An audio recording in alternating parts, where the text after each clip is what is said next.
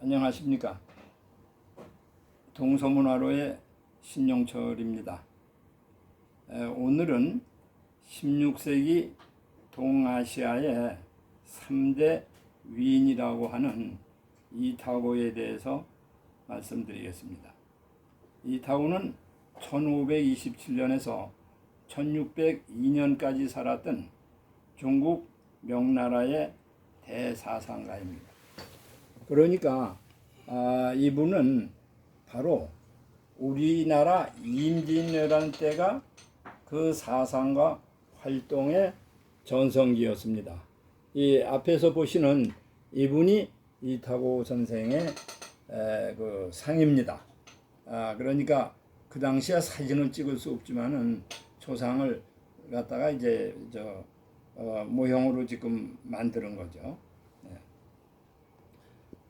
그래서 그의 이름은 이지입니다. 페이백 드릴 지자 이지고, 호는 타고라고 그래서 우리가 탁월하다는 탁자에다 나오자, 그래서 타고, 중국어로 하면 리지 리조라고 합니다. 그래서 우리 발음으로 그냥 이지 또는 호로 더 많이 불려지기 때문에 타고라고 얘기를 하겠습니다.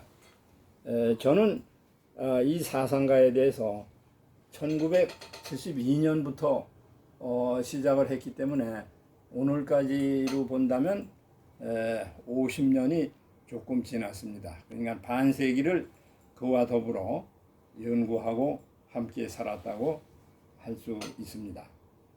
그래서 이분에 대해서 저는 책을 4권을 썼는데 2권은 독일어로 된 중화인민공화국에 있어서 이타고의 정치적 사상, 또 2번째는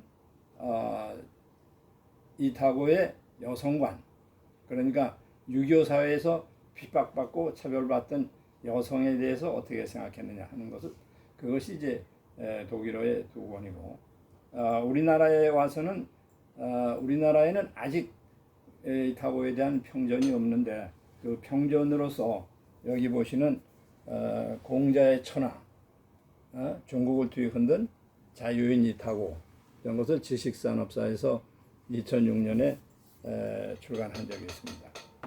그 다음에 이것은 전문서적이라고 한다면 이타고와 조선의 실학이라는 것은 그 뒤에 줄을 달지 않고 연구사라고 그럴까요?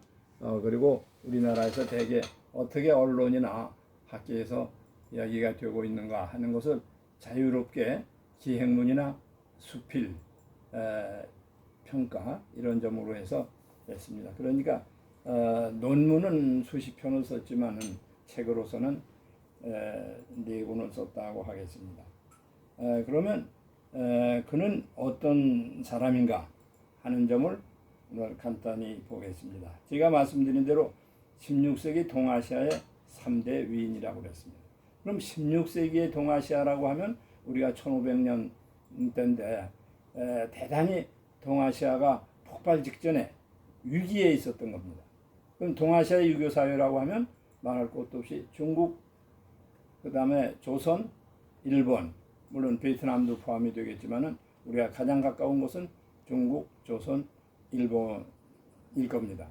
그럼 이 시기는 서양에서 비교한다면 서양에서는 이미 콜럼버스와 마젤란 등이 지리상의 발견으로 해서 아메리카를 발견했고, 그 다음에 말틴 루터는 1500년대 초에 종교개혁을 일으켰고, 또 그 이전에 르네상스도 일어났고 산업혁명이 일어나서 유럽은 굉장히 폭발적으로 발전하면서 세계로 진출하던 때였기 때문에 그 당시 벌써 이미 마카오에 마테오 리치가 와서 천주교를 전파해서 중국에 전교하는 그러한 서양 문물이 쏟아져 오는 그런 시기였습니다. 그러나 중국과 우리 조선은 대단히 조용하게 말하자면 침체되어 있었다고 할 수가 있는 시기입니다. 그다시 이제 명나라 말, 그래서 얼마 안 가서 명나라가 멸망하고 그 다음에 그 동북 쪽에 있던 청나라가 일어나게 되고, 조선도 이미 중기를 지나면서 오랜 평화와 그 다음에 유교 사상으로 침투되어 있다고 할 수가 있겠습니다.